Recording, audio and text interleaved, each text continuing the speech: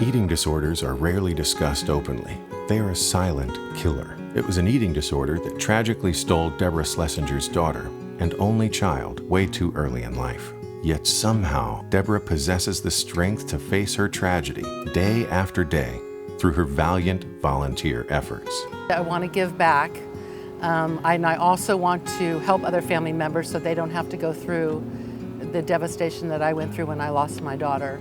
And I'm also doing this in the memory of my daughter, Nicole.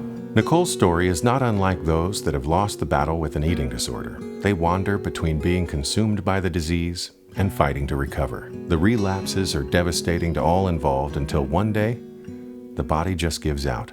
Nicole had everything to live for: a loving family, a baby daughter, and she was studying to become a doctor in the hopes of helping other people with eating disorders.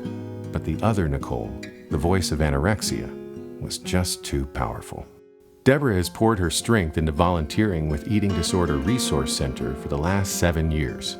EDRC would not be the same without Debra. She actually started our support groups for family and friends. So those support groups basically provide the first outlet of help and support for the loved ones who have people suffering from eating disorders.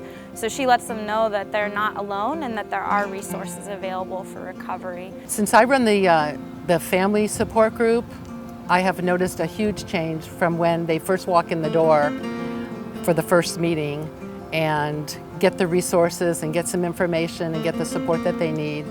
And it helps them on this journey that is actually very scary. These support groups are the one place for families to turn where they will be understood and helped.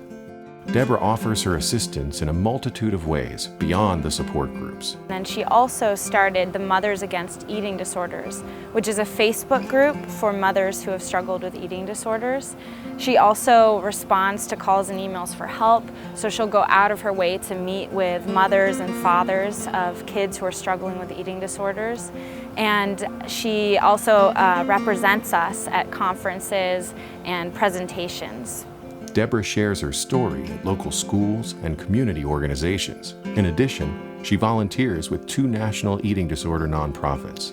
You would forgive Debra to allow the grief from losing her only child to consume her.